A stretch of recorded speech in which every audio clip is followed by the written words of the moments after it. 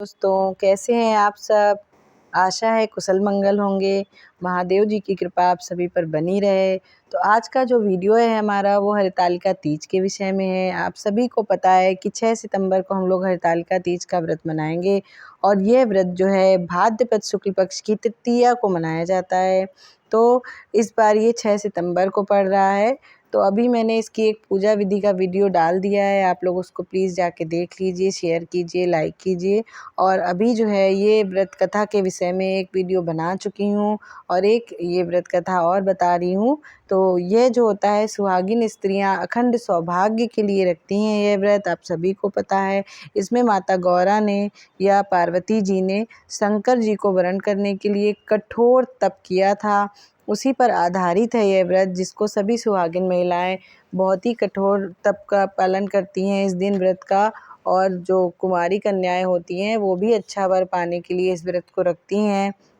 इसमें बहुत तप करना पड़ता है, इसीलिए इसको हरतालिका कहते हैं। और यह माता पार्वती ने रखा था शिव जी के लिए। तो चलिए इससे जुड़ी हुई एक पौराणिक कथा के विषय में चर्चा करते हैं। तो सुनिए इसको। एक बार भगवान शिव ने पार्वती जी को उनके पूर्व जन्म का स्मरण कराने के उद्देश्य से इस व्रत के महात्म्य की कथा कही थी। श्री भोले शंकर बोले, हे गौरी, पर्वतराज हिमालय पर स्थित गंगा के तट पर तुमने अपनी बाल्यावस्था में 12 वर्षों तक अधोमुखी होकर घोर तप किया था। इतनी अवधि तुमने अन्न न खाकर पेड़ों के सूखे पत्ते चबाकर व्यतीत किए। माघ की विकराल शीतलता में तुमने निरंतर जल में प्रवेश करके तप किया। वैशाख की जला देने वाली गर्मी में तुमने पंचाग्नि से शरीर को तपाया। श्रावण की मूसलाधार वर्षा में खुले आसमान के नीचे बिना अन्न जल ग्रहण किए समय व्यतीत किया। तुम्हारे पिता तुम्हारी कष्ट साध्य तपस्या को देखकर बहुत दुखी होते थे, उन्हें बड़ा क्लेश होता था। तब एक दिन तुम्हारी तपस्या तथा पिता के क्लेश को देखकर नारद जी तुम्हारे घर पधारे। तुम्हारे पिता ने हृदय से अतिथि सत्कार करके उनके आने का कारण पूछा। नारद जी ने कहा, गिरिराज, मैं भगवान विष्णु के भेजने पर यहाँ उपस्थित हुआ हूँ। आपकी कन्या ने बड़ा कठोर तप किया है, इससे प्रसन्न होकर वे आपकी सुपुत्री से विवाह करना चाहते हैं। इस संदर्भ में आपकी राय जानना चाहता हूँ। नारद जी की बात सुनकर गिरिराज गदगद हो उठे, उनके तो जैसे सारे क्लेश दूर हो गए। प्रसन्न चित्त होकर वे बोले, श्रीमान, यदि स्वयं विष्णु मेरी कन्या का वरण करना चाहते हैं तो भला मुझे क्या आपत्ति हो सकती है, वे तो साक्षात ब्रह्म हैं।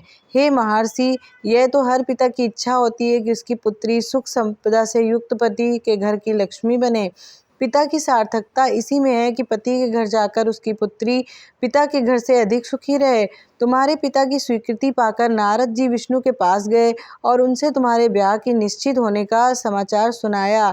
मगर इस विवाह संबंध की बात जब तुम्हारे कान में पड़ी तो तुम्हारे दुख का ठिकाना ना रहा। तुम्हारी एक सखी ने तुम्हारी इस मानसिक दशा को समझ लिया और उसने तुमसे उस विक्षिप्तता का कारण जानना चाहा।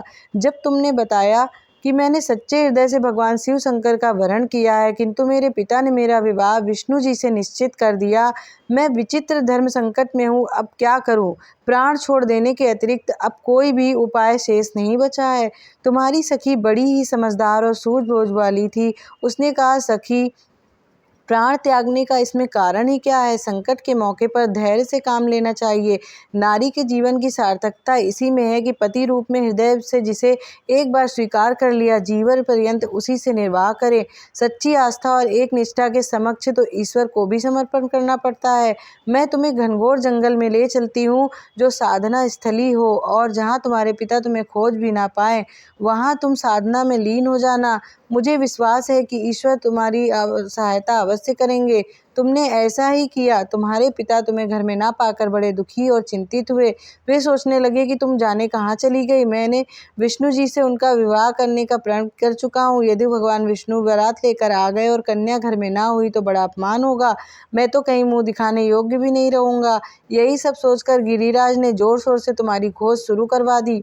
इधर तुम्हारी खोज होती रही और उधर तुम अपनी सखी के साथ नदी के तट पर एक गुफा में मेरी आराधना में लीन थी। भाद्रपद शुक्ल तृतीया को हस्त नक्षत्र था, उस दिन तुमने रेत के शिवलिंग का निर्माण करके व्रत किया। रात भर मेरी स्तुति के गीत गाकर जागी। तुम्हारी इस कष्ट साध्य तपस्या के प्रभाव से मेरा आसन डोलने लगा, मेरी समाधि टूट गई।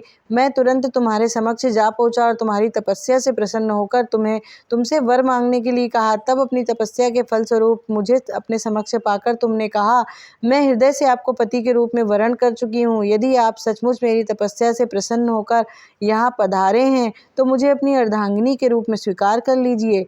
तब मैं तथास्तु कहकर कैलाश पर्वत लौट आया। प्रातः होते ही तुमने पूजा की समस्त सामग्री को नदी में प्रवाहित करके अपनी सहेली सहित व्रत का पारण किया।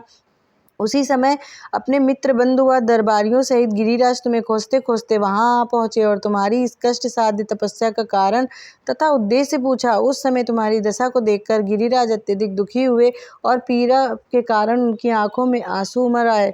तो तुमने उनके आंसू पोंछते हुए विनम्र स्वर में कहा, पिताजी, मैंने अपने जीवन का अधिकांश समय कठोर तपस्या में बिताया है। मेरी इस तपस्या का उद्देश्य केवल यही था कि मैं महादेव को पति के रूप में पाना चाहती थी। आज मैं अपनी तपस्या की कसौटी पर खरी उतर चुकी हूँ, क्योंकि विष्णु जी से मेरा विवाह करने का निर्णय ले चुके थे आप, इसलिए मैं अपने आराध्य की खोज में घर छोड़कर चली आई। अब मैं आपके साथ इसी शर्त पर घर जाऊंगी कि आप मेरा विवाह विष्णु जी से ना करके महादेव जी से करेंगे।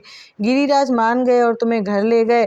कुछ समय के पश्चात शास्त्रोक्त विधि विधान पूर्वक उन्होंने हम दोनों का विवाह सूत्र में बांध दिया। हे पार्वती, भाद्रपद शुक्ल की तृतीया को तुमने मेरी आराधना करके जो व्रत किया था, उसी के फलस्वरूप मेरा विवाह तुमसे हो सका। इसका महत्व यह है कि मैं इस व्रत को करने वाली कुंवारियों को मनवांछित फल देता हूँ, इसलिए सौभाग्य की इच्छा करने वाली प्रत्येक युवती को यह व्रत पूरी एक निष्ठा तथा आस्था से करना चाहिए। तो ये थी दोस्तों हरितालिका तीज से जुड़ी पौराणिक कथा, तो जिसका उद्देश्य यही है कि जो भी स्त्री या कुंवारी कन्या पूरी श्रद्धा भाव से इस पूजा को और व्रत को करती है, भगवान शिव शंकर, भगवान महादेव उसकी मनोकामना पूर्ण करते हैं तथा माँ गौरा उसे अपने इस तरह अखंड सौभाग्य की आशीर्वाद देती हैं। इसमें सौभाग्यवती स्त्रियां, सुहागिन स्त्रियां सारी सुहाग की सामग्री को माँ गौरा को अर्पित करती हैं तथा फिर उसे किसी सुहागिन स्त्री को दान में देती हैं और विधि विधान पूर्वक और श्रद्धा भाव से इसका पूजा करती हैं।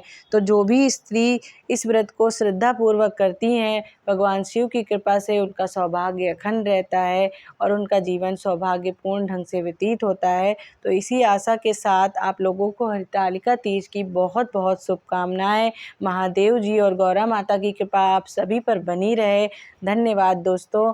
आप सभी को वीडियो अगर पसंद आया हो तो लाइक करें, शेयर करें, सब्सक्राइब करें। Thank you.